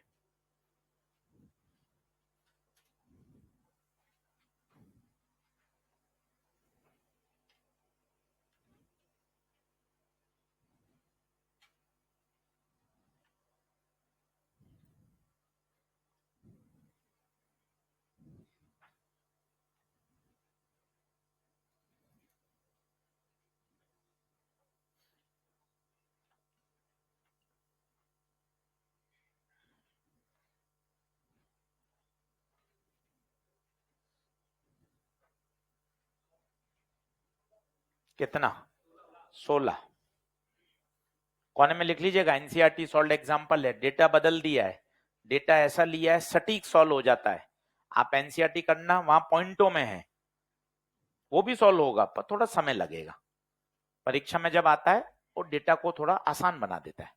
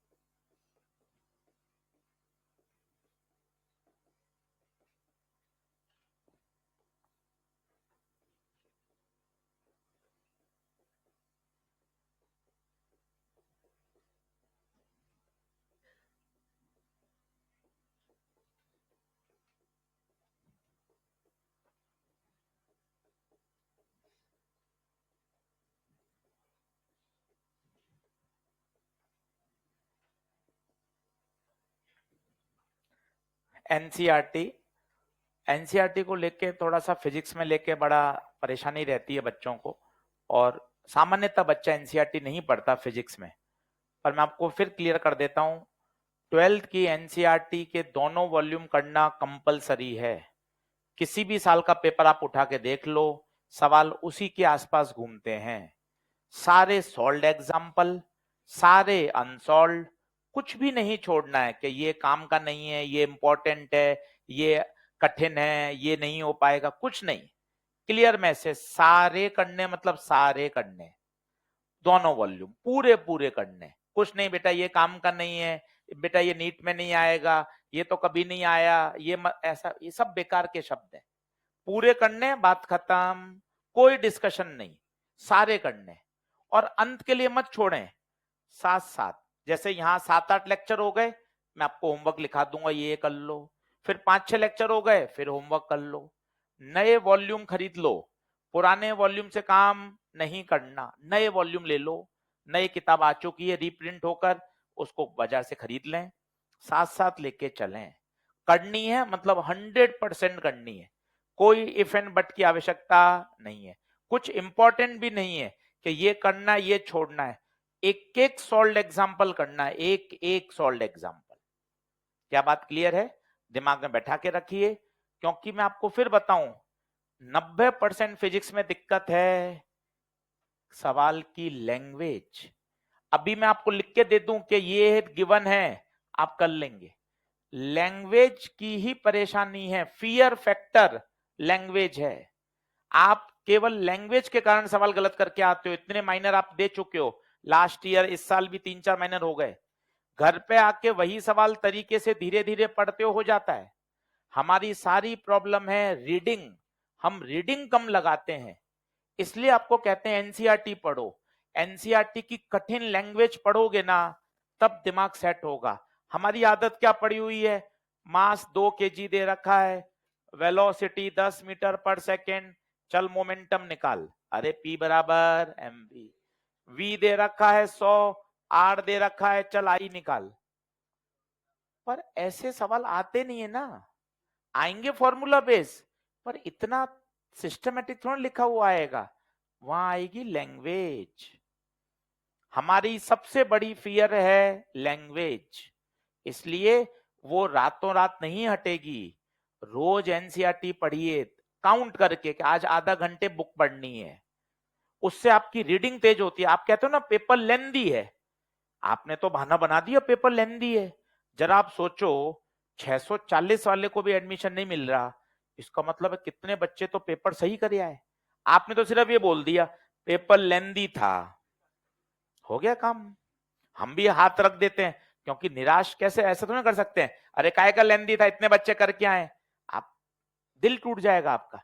तो हमें हाथ रखना पड़ता, हाँ बेटा वास्तव में पेपर बहुत लेंदी था, मैं खुद भी नहीं कर पा रहा था। भाई अगर आप सोचो ये दिलासा शब्द नहीं होगा, अगर भाग्य शब्द नहीं बोला जाएगा तो आदमी परेशान हो जाएगा। असफलता के बाद बोलना पड़ता है, अरे बेटा ये अपने भाग्य में नहीं होगा तो जीवन निकलेगा कैसे, दिलासा कैसे मिलेगी। ये शब्द बाद में आए हैं कि नहीं तो फिर कैसे हो, जीवन जिया ही नहीं जाएगा। अरे नहीं सर, अरे नहीं बेटा कोई बात नहीं बेटा, पेपर कठिन था, मैं खुद मान रहा हूं बेटा कि सर पेपर लेंदी था, हाँ सर ओएमआर में गलती हो गई, बेटा मैं तो आज तक सही नहीं भर पाया, तू तो फिर भर लेता है थोड़ी बहुत। तो आपको दिलासा मिलती है। अगर दिलासा नहीं दी जाएगी जीवन कठिन हो जाएगा भाई। तो ये तो बहुत जरूरी है, नहीं तो फिर आगे कैसे बढ़ेंगे। तो दिलासा शब्द जरूरी है, नहीं तो फिर आगे बढ़ना बड़ा कठिन हो जाएगा। इसलिए रोज पढ़िए रीडिंग। क्या होता है, हम बाय बॉन्ड, बाय दिमाग, बाय मेंटलिटी हिंदी मीडियम के हैं, भले हमारे माता पिता ने नर्सरी से इंग्लिश मीडियम पढ़ाया है, पर क्या हमारे दिमाग में वही सेट है। पहले हम पढ़ते हैं तो एकदम से क्लिक नहीं करता, पहले हम उसको समझते हैं फिर टिक करते हैं। जितना ज्यादा रीडिंग लगाएंगे एनसीईआरटी की, फिजिक्स केमिस्ट्री जो भी आप पढ़ रहे हैं, उससे क्या होगा, आप उस भाषा को बहुत जल्दी ग्रैब कर पाओगे। तो आपका जो समय है ना कि अच्छा ये कहना चाहता है, फिर आप सॉल्व करोगे, ये जो ट्रांजिशन वाला समय है ना ये कम होता जाएगा। और ये 5 दिन 10 दिन में नहीं होता बेटा, रोज पढ़िए। सर एनसीईआरटी पढ़ रहा हूं, पहले 10 दिन 15 दिन 20 दिन आपकी रीडिंग कम होगी, जिसे बोलते हैं वर्ड पर मिनट, ये भी स्पीड कहलाती है। 1 मिनट में आप कितने अक्षर पढ़ पाते हैं। फिर दूसरी बात होती है, एक होता है पढ़ना, मुझे एक इंग्लिश का अखबार पढ़ने को कह दिया जाए मैं पढ़ लूंगा। एक होता है समझना, वो कहना क्या चाहता है, मुझे आपको फिर 5 मिनट और देने पड़ेंगे, सर एक बार आप समझ लो क्या कह रहे हो। उसी तरह से वर्ड पर मिनट पढ़ना और वर्ड पर मिनट को समझकर आंसर देना, ये कहलाता है टाइम। ये टाइम कम होगा अगर रोज रीडिंग लगाओगे तो। अपन इस पे काम नहीं कर रहे, टीचर कह रहा है प्रैक्टिस करो, खूब प्रैक्टिस करो, अरे घंटा प्रैक्टिस करो, समझ में आ ही नहीं रहा सवाल। आप ये सोचो ना, हर बार हर टीचर किसी टीचर को हाथ लगा, सर प्रैक्टिस करो, अरे प्रैक्टिस क्या करो यार, कॉन्सेप्ट समझ में नहीं आ रहा, फॉर्मूला पता नहीं चल रहा, बस हवा में ये चल रहा है, प्रैक्टिस करो, खूब सवाल किया करो। अरे खूब सवाल कहां से करो, मुझे फॉर्मूले की पता ही नहीं चल रहा होता क्या है। तो पहला तो ये है, मुझे फॉर्मूले की समझ होनी चाहिए, उसके बाद क्वेश्चन की रीडिंग करनी आनी चाहिए। हमारा तो ये कहना है 50 सवाल कम कर, पर जितने 250 सवाल किए ना उनको तमीज के साथ कर, क्योंकि इतनी प्रोफाइल बनती ही नहीं है, वही चीज बार बार रिपीट होती है। आज आप कुछ मत करना, 2023-2024 के जेईई मेन के क्वेश्चन करना, मैंने आपको दे दिए, टेलीग्राम पे भी डाल दूंगा वापस जिनको नहीं मिले, आप देखो तो सही, वही सवाल आ रहे हैं जो एनसीईआरटी में है, नीट में है, पुराने आपने पढ़े हुए हैं। एक भी प्रश्न की लैंग्वेज ऐसी नहीं है जो आपको अटपटी लगे, बस आप लापरवाही से उसको क्या कर देते हो, गलत। थोड़ा सा सीरियस होइए, अभी पूरा एंटायर सेशन बचा हुआ है। अभी फिजिक्स में सिलेबस कितना हुआ है, NLM friction, WP, centre of mass momentum collision, circular और रोटेशनल चल रहा है। चौथा चैप्टर तो चल रहा है भाई, अभी तो पूरी 12वीं बची हुई है। Thermal, SHM, wave, fluid, gravitation, unit dimension, kinematics. ज्यादा बोलूंगा कहोगे सर फिर हुआ क्या, है ना। तो इसलिए ये भी फियर फैक्टर हो जाता है फिर, इसलिए पता होना चाहिए कि यार दोनों तरफ से है क्या, यार अभी तो बहुत कुछ पढ़ना बाकी है। क्या बात सही है क्या, इसलिए चलते चलिए। आइए अब बोर्ड पे देखें, resistance of a platinum wire, ice point 0, 0 आते ही वो T0, 0 डिग्री पे जो होता है R0, स्टीम पॉइंट 100, 100 पे जो होता है RT, मतलब टेम्परेचर बढ़ाने के बाद। क्या बात क्लियर है, तो मेरे पास दो बातें आ गई, 0 डिग्री T0 और T0 पे रेजिस्टेंस R0, गरम कर दिया 100, 100 पे रेजिस्टेंस RT, R0 बता कितना 8 ओम, RT 10 ओम। तुरंत इक्वेशन लगा दी, RT बराबर R0 1 plus alpha T minus T0। RT बोल 10, R0 बोल 8, अल्फा नहीं पता, T माइनस T0 100 माइनस 0, 10 में से 8 गया, 10 बटे 8, 1 प्लस अल्फा 100, तेज तेज बोलो, 10 बटे 8 बोले तो 5 बटे 4, 5 बटे 4 बोले तो 1.25, 1.25 माइनस 1.25 बटे 100, मेरे हिसाब से अल्फा ही आना चाहिए, देख लो। क्या बात क्लियर है, पर अल्फा नहीं पूछा, इसने एक स्टेप आगे और पूछा है। ये था नीट 2023 का सवाल, देखो आप, उसने सिर्फ अल्फा पूछ के छोड़ दिया था। अब इसने एक सवाल आगे और बढ़ाया 2024 में नीट जेई मेन में, अब उसने बता 400 डिग्री पे बताओ, तो फिर से वापस नई इक्वेशन लिखो, 400 डिग्री, अब बताओ नया टेम्परेचर कितना 400, और क्या पूछा है आपको रेजिस्टेंस, तो RT बराबर R0 1 plus alpha T minus T0। Sir R0 कौन है, दिमाग मत लगा, 0 डिग्री है मतलब वो T0 है, T0 पे जो रेजिस्टेंस है वो फिक्स, R0 0 डिग्री पे कितना था 8, अल्फा बताओ 1 बटे 400 है क्या, पक्का 1 बटे 400, T 400, लो साहब ये तो कैलकुलेशन और आसान है, कैलकुलेशन पैरामीटर ही ऐसे दिए हैं उसने, पूरा सॉल्व होता है, 400 से 400 कटा, 1 प्लस 1 2, 16 आना चाहिए भाई, 16 आंसर। एनसीईआरटी का सॉल्व एग्जांपल है, और करके देख लो, दो और दिमाग में सेट होना चाहिए।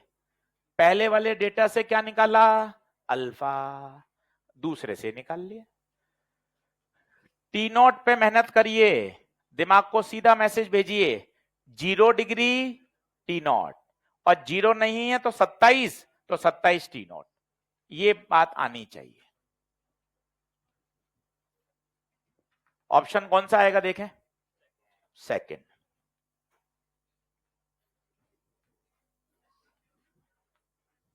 पढ़ू आगे, और दो सवाल करके देख लो, 1 मिनट लो फटाफट।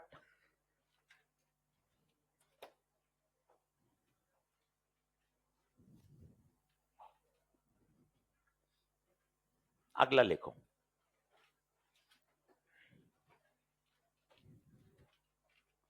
अब सवाल को थोड़ा सा और कठिन कर दिया है, 3 क्वेश्चन आप कर चुके हैं, सवाल हल्का सा और कठिन। वो कह रहा है 2 वायर को सीरीज में लगा दिया है, सीरीज में लगाने के बाद अल्फा बताइए कॉम्बिनेशन का, पैरेलल में बताइए कॉम्बिनेशन का। जेई मेन में 2 बार रिपीट हुआ है, इसलिए हम इसको क्लास नोट्स में करवाते हैं, कि यार सीधा नीट में रिपीट हो जाएगा तो मजा ही आ जाएगा। सवाल थोड़ा सा लंबा है पर आया हुआ है 2 बार। अभी लेटेस्ट 2024 में आया, उससे पहले भी आया है। क्वेश्चन मैं बोल रहा हूं, two conductors have same resistance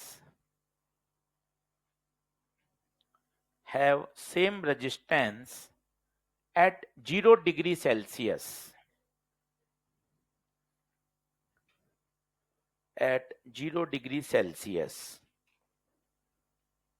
but their temperature coefficient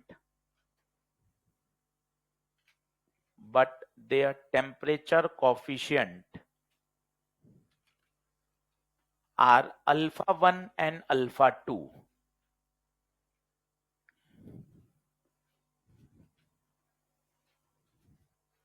Calculate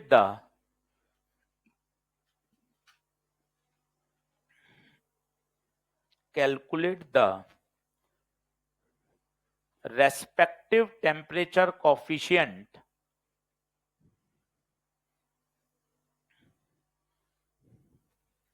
for series and parallel combination.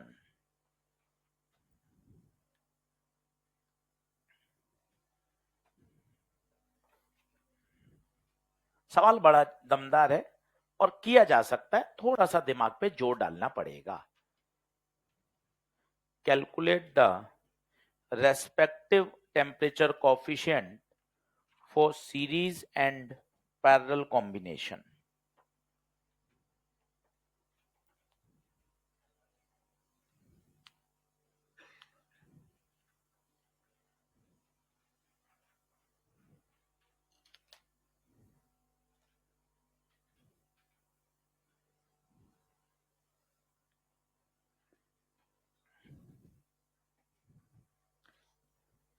आप आराम से पहले सवाल पढ़ लो, बैठो मत, उसको थोड़ा सा सोचो कि देखो यार 0 डिग्री, सर मजे की बात, ये कौन, टी नॉट, दोनों का रेजिस्टेंस सेम है, पहले का भी आर मानोगे और दूसरे का भी आर। टी नॉट पे जो रेजिस्टेंस होता है वो सदैव आर नॉट होता है। एकदम सिस्टमेटिक काम करिए। वो कह रहा है 0 डिग्री पे दोनों का रेजिस्टेंस बराबर है, तो आर नॉट मान लिया। अब मैं आपको करके दिखाता हूं हाउ टू अप्रोच, क्योंकि सवाल नया है। चलो एक बार पेन पेंसिल छोड़ो, पैरेलल का खुद करना, मैं सीरीज का कर रहा हूं। पैरेलल का खुद करना, पैरेलल का थोड़ा कठिन है, सीरीज का देखो। 2 रेजिस्टेंस, इसका बताइए आर नॉट, दूसरे का बताइए आर नॉट, सीरीज में बताइए R not plus R not 2 are not. ये कहानी थी कब, 0 डिग्री पर। टेम्परेचर बढ़ाया, क्या आर नॉट ही रहेगा या बदल जाएगा, कितना हो जाएगा बोलो, R not 1 plus alpha delta T. ये बताइए, ये भी गर्म होके बदल जाएगा, आर नॉट 1 प्लस अल्फा 2 हो जाएगा। ये भी गर्म होके बदल जाएगा, 2 are not 1 plus alpha series, जो आपको निकालना है डेल्टा टी। ये मैंने क्या किया आप समझिए, नहीं तो सवाल कठिन है ये। 0 डिग्री पर पहला वायर, 0 डिग्री पर दूसरा वायर, 0 डिग्री पर सीरीज कॉम्बिनेशन। ठीक बात, गर्म करने के बाद आर नॉट नहीं रहेगा, बदल जाएगा, आर नॉट नहीं रहेगा, बदल जाएगा। सर ये समझ में नहीं आया, ये कितना था बता पहले, 2 आर नॉट, जितना था वो पहले लिखा जाता है ना, बताइए कितना था पहले, 2 आर नॉट, तो ये 2 आर नॉट हो गया। इसका अल्फा नहीं पता, वही तो निकालना है। सर निकालना क्या है, जैसे इसका अल्फा अल्फा 1 था, इसका अल्फा अल्फा 2 था। प्रश्न ये है कि जब दोनों वायर को सीरीज में लगा दें तो नया अल्फा बताइए, नया अल्फा। अब बताइए सीरीज का फॉर्मूला आर सीरीज, बताइए क्या होता है, R1 प्लस R2। इसका गर्म करने के बाद resistance R0 1 plus alpha 1 T, इसका गर्म करने का resistance R not 1 plus alpha 2 T, इसका गर्म करने के बाद resistance 2 are not 1 plus alpha series T. क्या ये टर्म समझ में आ रही है? आराम से देख लीजिए, ये पहला रेजिस्टेंस, ये दूसरा रेजिस्टेंस, ये सीरीज का सॉल्व हो गया, कुछ नहीं बचा। अब r nought common, 1 plus alpha 1 delta t, 1 plus alpha 2 delta T, ये है 2 are not 1 plus alpha series t. Note करना शुरू करिए और कैलकुलेशन करिए पूरी खुद। आर नॉट से आर नॉट ब्रैकेट खोल दो, 2 1 plus alpha s t, 1 plus 1 2 t common, alpha 1 plus alpha 2, तो 2 प्लस 2 अल्फा एस टी बराबर 2 plus T alpha 1 plus alpha 2, 2 से 2 कैंसिल होगा, तो 2 अल्फा एस टी बराबर T alpha 1 plus alpha 2, T से T cancel होगा, अल्फा सीरीज ये आएगा अल्फा 1 प्लस अल्फा 2 बाय 2। जब 4-5 बार रिवाइज कर लोगे तो ये आंसर याद ही हो जाएगा धीरे धीरे। अभी याद नहीं करें, जब 4-5 बार कॉपी पढ़ोगे ना तो ये धीरे धीरे धीरे धीरे दिमाग में सेट हो जाएगा।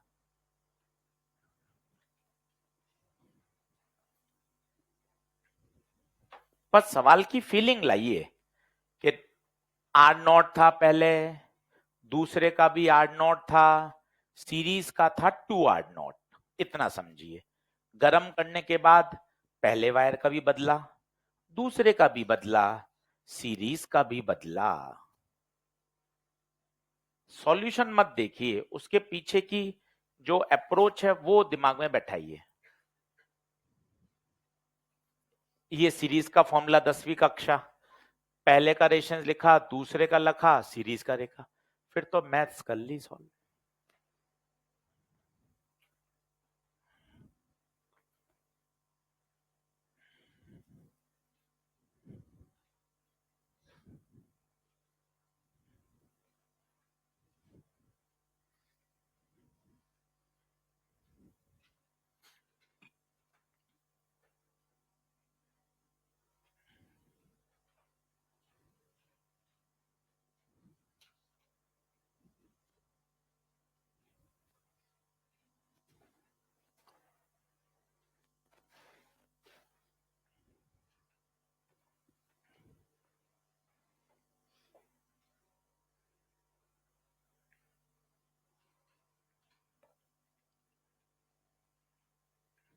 बढ़े आगे। अब पैरेलल में दिमाग लगाओ, सीरीज का कॉपी करके बैठ मत जाओ, हाँ मैंने लिख लिया जल्दी, उससे फायदा क्या है? पैरेलल का सोच, तब मजा है। मजा तब है कि पैरेलल का कैसे करेंगे, अप्रोच यही है।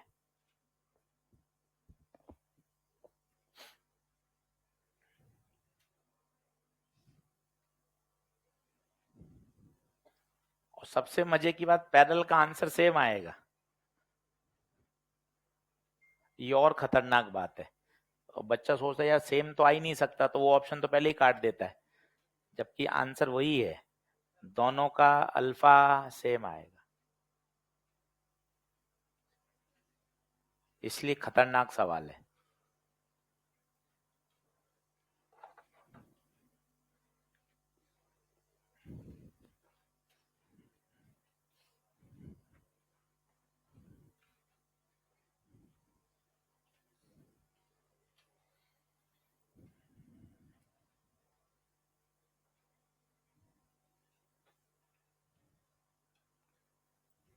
बढ़ू,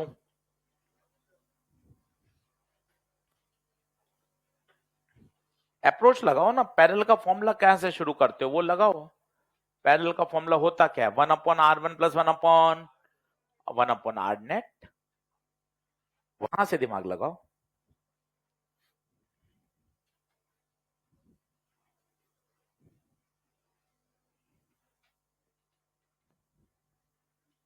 चलो करूं सॉल्व?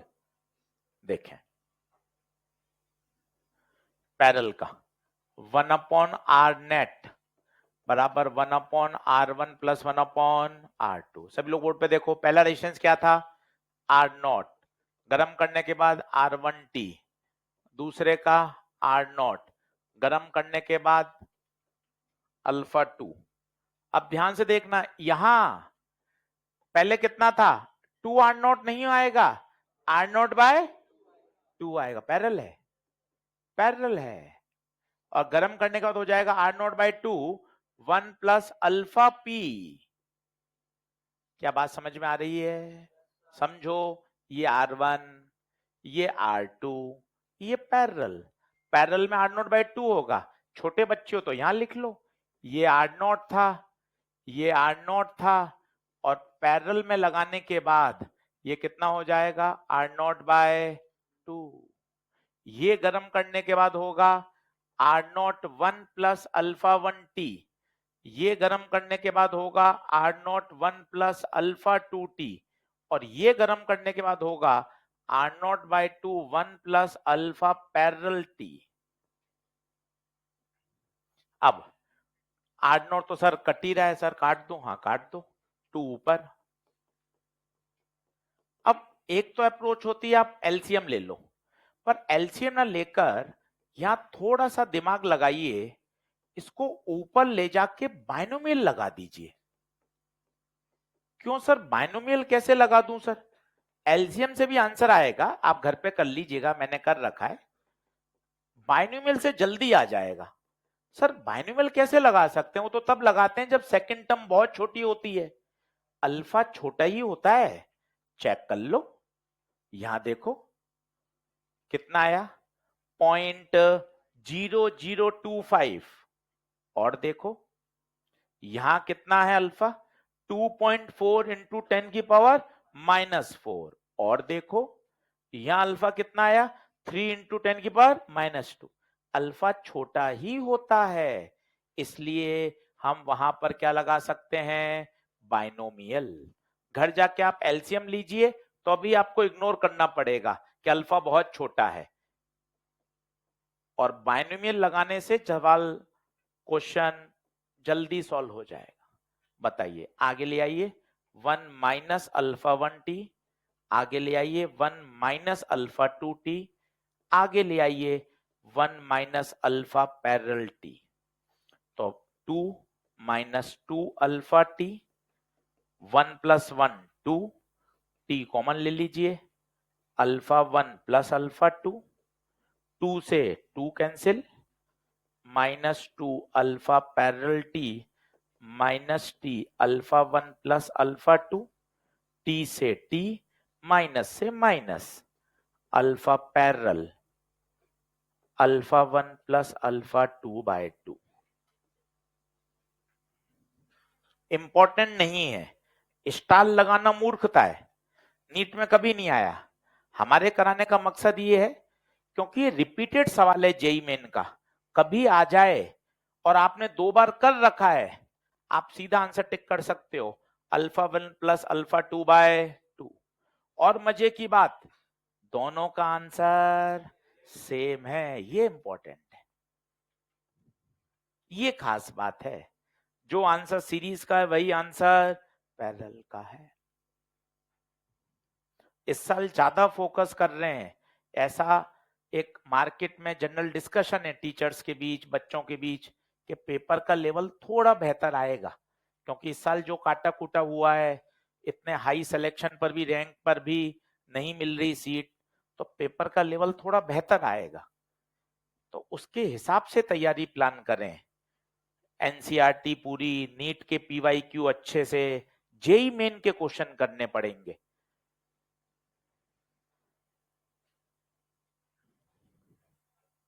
आंसर बताइए, सीरीज और पैरेलल दोनों का सेम। पूरा एक बार करना है बस, और फिर बस आपको याद होना चाहिए जो आंसर सीरीज का है वही आंसर पैरेलल का है। बाइनोमियल क्यों लगाई, समझ में आया? वहां लिख लीजिए, अल्फा की वैल्यू बहुत छोटी है, आप एलसीएम भी ले सकते हो, एलसीएम से भी आंसर आ जाएगा। पर जब वहां ब्रैकेट ओपन करेंगे तब भी आपको ये तो रिजल्ट याद ही करना पड़ेगा, अल्फा छोटा है तो इनका जो प्रोडक्ट वाली टर्म आएगी वो बहुत छोटी आएगी, उससे भी पूरा आंसर सही आता है, कहीं दिक्कत नहीं है। क्या आगे बढ़े, क्या जल्दी बराबर आए, लास्ट क्वेश्चन की तरफ बढ़ते हैं।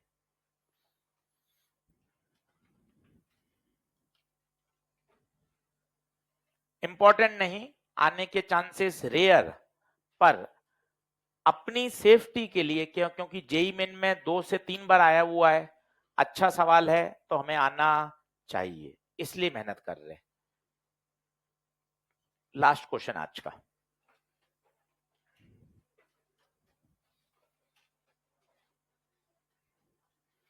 लास्ट क्वेश्चन आज का,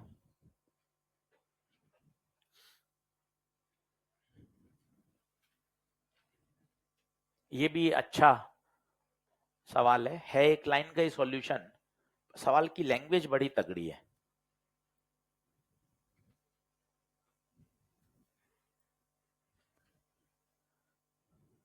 आज का होमवर्क ईएलपी नंबर 3, रोज बुकलेट लेकर आए, रोज होमवर्क करें, तभी मामला सेट रह पाएगा।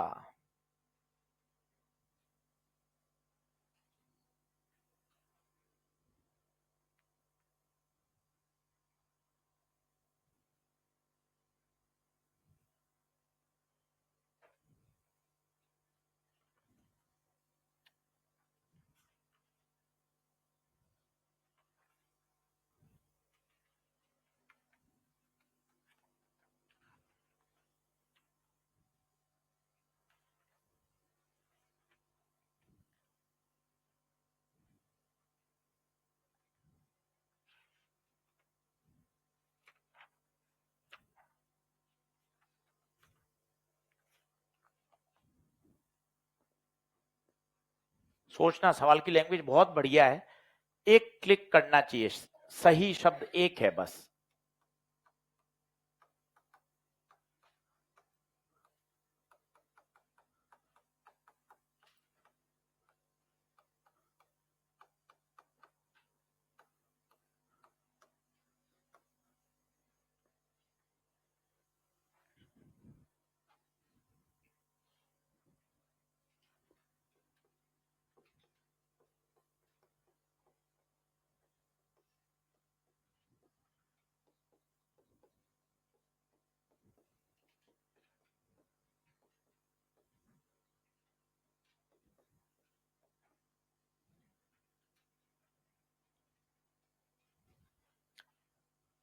सवाल पढ़ लीजिए, कोई समझाना चाहे कि सर क्वेश्चन की लैंग्वेज क्या कहना चाहती है, सरल शब्दों में, सॉल्यूशन नहीं चाहिए मुझे।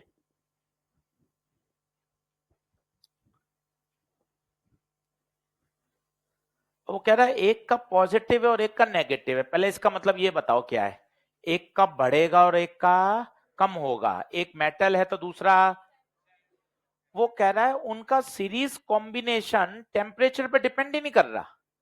इसका मतलब पता है क्या हुआ, जितना पहले का बढ़ा उतना ही दूसरे का, तो पता आप क्या कहोगे, सर टोटल पे कोई फर्क ही, क्योंकि टेम्परेचर का प्रभाव तो पड़ेगा ही पड़ेगा यार, आप 1 घंटे से वही पढ़ रहे हो, पर सर यहां नहीं हो सकता, क्योंकि एक का अल्फा पॉजिटिव है और एक का, उससे फायदा क्या होगा, एक का बढ़ेगा तो दूसरे का कम होगा। मान लो पहले का बढ़ा 15 ओम, दूसरे का 15 ओम कम हो गया, आपको इफेक्टिव पे कोई फर्क नहीं पड़ा। पहले प्रश्न की लैंग्वेज पढ़िए,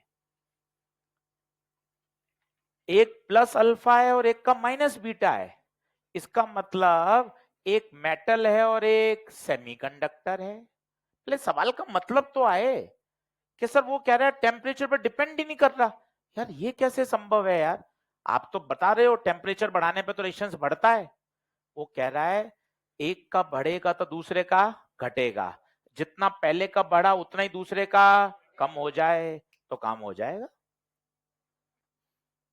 क्या बात क्लियर है?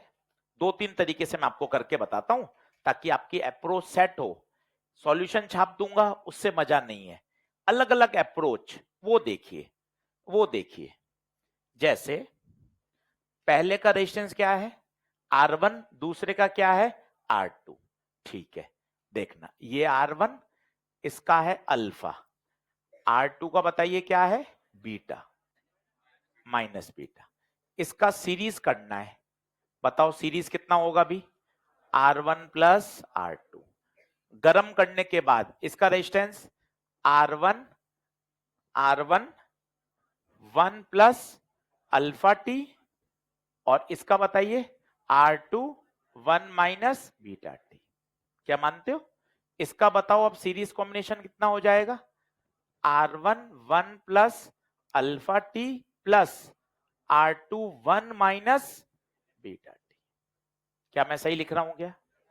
अब प्रश्न के अनुसार जितना पहले है उतना ही, जितना पहले उतना बाद में। सर ये कहां लिखा हुआ है? वो यही तो कह रहा है टेम्परेचर बढ़ाने के बाद भी सीरीज का आंसर बदलना। क्या अकेले का बदलेगा क्या? हाँ। क्या अकेले का बदलेगा? हाँ। पर वो कह रहा है सीरीज का नहीं बदले, तो सीरीज का जितना पहले था उतना ही बाद में। पहले बताओ कितना था R1 प्लस R2, बाद में कितना था R1 1 plus alpha T R2 1 minus beta T. बताइए R1 plus R2, R1 bracket खोल दीजिए, R1 alpha T R2 beta T, R2 R1 R2 कटे, 0 बराबर R1 alpha T R2 beta T. उधर ले जाओ R2 बीटा टी बराबर R1 alpha T, T से टी, R1 बाय R2 पूछा है, क्या आंसर आ जाएगा बीटा बाय अल्फा। ये तो थी अप्रोच नंबर 1। अप्रोच नंबर 2 भी बताता हूं, पहले आप ये नोट करिए। कोई बताएगा बराबर क्यों किए? वो कह रहा है टेम्परेचर पे डिपेंड ही करना नहीं चाहिए, तो जितना पहले था उतना ही बाद में। और प्रैक्टिकली सोचो, फिजिक्स तो और अच्छा लगेगा। यार ये कैसे संभव है यार, जितना पहले था उतना बाद में हो जाए? तो दिमाग कहेगा हाँ यार ये संभव है ना, पहले का 21 ओम बढ़ा तो दूसरे का 21 ओम कम हो गया, तो सीरीज में आंसर कोई फर्क ही नहीं पड़ा।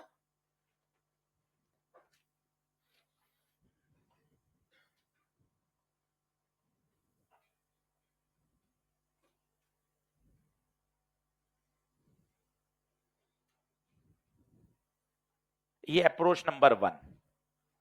दूसरी सिखाता हूं, फिर तीसरी सिखाता हूं, अलग अलग तरीके से, केवल इसलिए क्योंकि दिमाग भी ऐसे ही सोचता है। हम जो किताब का सॉल्यूशन देखते हैं जरूरी नहीं है हम भी वही सोचें। अगर हम अलग अलग तरीके से सोचेंगे तो हमारी सोचने की जो कैपेबिलिटी है ना वो धीरे धीरे एनहांस होती है कि हाँ यार क्वेश्चन का तरीका ये है।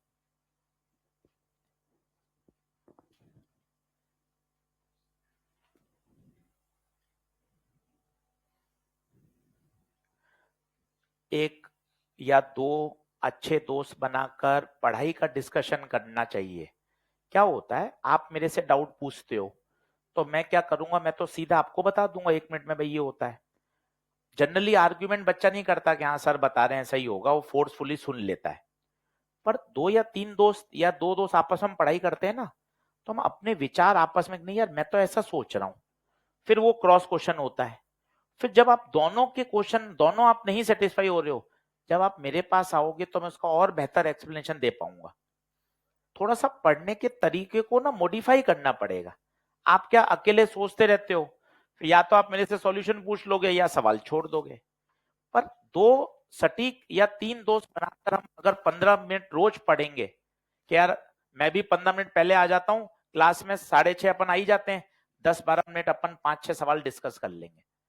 डिस्कशन करने से क्या होता है, थॉट प्रोसेस खुलता है, आर्ग्यूमेंट आते हैं कि यार ऐसे सोच रहे हैं, अब चलो यार अपन दोनों से नहीं हो रहा, अब सर से पूछ लेते हैं। थोड़ी सी बातें बेहतर हो पाती हैं, क्योंकि ना सब्जेक्ट का स्वभाव है आर्ग्यूमेंट, डिस्कशन। क्यों? साइंस पढ़ रहे हो यार, एसएसटी नहीं पढ़ रहे हो, थोड़ा बात को समझो। ये तो हुआ अप्रोच 1। दूसरी मेरे क्या क्लिक कर रही है वो देखना।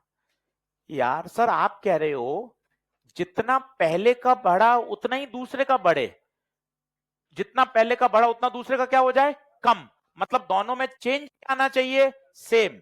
अब आप देखना चेंज का फॉर्मूला क्या होता है, आर टी बराबर are not 1 plus alpha delta t, formula होता है are t r nought alpha delta t. इसको वहां ले जाओ, r t minus r nought is equal to r nought alpha t. ये क्या है, ये चेंज, ये चेंज का एक फॉर्मूला आ गया। ठीक है, अब मैं जो शब्द बोल रहा हूं वो समझो। पहले का 18 ओम बढ़ा तो दूसरे का 18 ओम, मतलब जितना पहले में चेंज आया उतना ही दूसरे में भी चेंज आना, मतलब चेंज पहले का इज इक्वल टू चेंज दूसरे का। हाँ जी, चेंज का फॉर्मूला बोलिए, आर नॉट, पहले का आर नॉट नहीं था, r one alpha delta t, दूसरे का आर टू अल्फा नहीं बीटा, माइनस की जरूरत नहीं है, चेंज मॉड, एक का बढ़ेगा तो एक का कम होगा। ये देखिए R one by R two सीधा beta by alpha, approach number 2। ये तो अप्रोच है, दिमाग को आप जितना मेहनत करवाओगे उतना दिमाग खुलेगा। एक सॉल्यूशन पे स्टक हो जाओगे दिमाग वही वही सोचेगा। ये कितना बढ़िया सॉल्यूशन है, जितना पहले में बढ़ा उतना ही दूसरे में कम कर दिया। ले साहब आंसर आ गया। तीसरी और बताता हूं आपको अप्रोच, पहले लिख लो, लिख लो।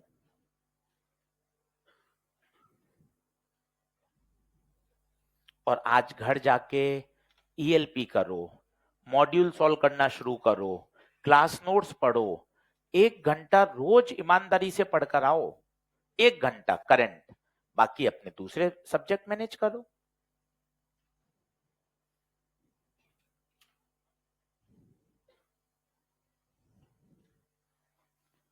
अब तीसरा तरीका क्या है, सर आप चिढ़ा रहे हो सर, यहां हमसे एक बार से सॉल्व नहीं हो रहा, आपके देख पहला तरीका देख, दूसरा देख, तीसरा देख, चिढ़ा रहे हो। चिढ़ाने की बात तो है ही नहीं भाई, सिखा रहे हैं कि देख ऐसे भी सीखा जा सकता है।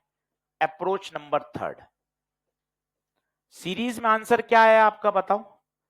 पहले का था r not 1 plus alpha t, दूसरे का आया था r not 1 minus beta t. तो आपने आर नॉट कॉमन ले लिया तो 2 आर नॉट हो गया, और यहां से आर नॉट टी कॉमन ले लिया। वापस बताता हूं, पहले का R1 था और दूसरे का R2, ब्रैकेट खोलिए, R1 alpha T, R2 beta t. तो R1 प्लस R2 यहां से कॉमन क्या आ जाएगा, इन दोनों से T कॉमन, तो क्या बचेगा R1 alpha minus R2 beta. ले भाई तीसरा देख और मजेदार, ये कौन है, सीरीज का आंसर। वो कह रहा है सीरीज का आंसर टेम्परेचर पे डिपेंड नहीं करना, इसका मतलब जो टेम्परेचर का कॉफिशिएंट है ये होना ही नहीं चाहिए। वापस बोलिए, सीरीज का आंसर अभी टेम्परेचर डिपेंडेंट है, वो कह रहा है डज नॉट चेंज विथ, मतलब टेम्परेचर की टर्म को हटा ही दो, मतलब इस टर्म को क्या कर दो 0, R1 alpha minus R2 beta must be equal to 0। अब तेरी मर्जी पड़े जिससे कर, पर मैं ये चाहता हूं दिमाग खुले। पहला क्या किया, दूसरा क्या किया, तीसरा मैं क्या किया, तीसरा सर वापस समझाइए, थोड़ा तेज बोल दिया। वो कह रहा है सीरीज कॉम्बिनेशन टेम्परेचर पर डिपेंड नहीं करना चाहिए, मतलब सीरीज कॉम्बिनेशन के आंसर में जो टेम्परेचर वाली टर्म है वो वैनिश आउट कर दो, वैनिश कर दो मतलब खत्म कर दो, ये मैंने खत्म कर दी, आंसर आ गया।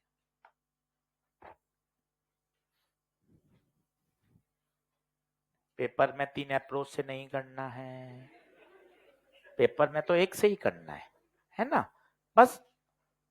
पर मुझे ऐसा लगता है ना, विज्ञान ऐसे ही पढ़ी जाती है। विज्ञान क्यों से पढ़ी जाती है? सर मैं ऐसे सोच रहा हूं तो क्या होगा, मेरा थॉट प्रोसेस ये कह रहा है। क्योंकि अपन भी तो साइंस छठी क्लास से पढ़ रहे हैं ईमानदारी से यार, अपना भी तो खुद का एक विचारधारा है सवाल को लेकर। ऐसा थोड़ी ना है कि हम जो फोर्सफुली सिखाएंगे आप उसमें हाँ में हाँ मिलाते रहोगे, ऐसा कोई जरूरी थोड़ी ना है। क्लियर है? तो कल भाइयों इसके आगे पढ़ेंगे। अब अगली 5 क्लासें बहुत आसान है, 10th क्लास चलेगी। Series combination, parallel combination, Ohm's law, V बराबर IR, करंट निकालो, आर नेट निकालो, बहुत आसान है। किरचॉफ लॉ आ जाएगा। अब चैप्टर और आसान होता जाएगा। ये पहले 5 लेक्चर थे जो ELP नंबर 1, 2, 3 यहां से सॉल्व हो जाती है। तो आप अपना पेंडिंग वर्क हटा दें और कल तक पूरी तीनों ELP को अच्छे से कर लें। चलिए, थैंक यू सो मच। थोड़ा सा समय का ध्यान रखें, कोशिश करें 6:35 तक सब लोग आ जाएं।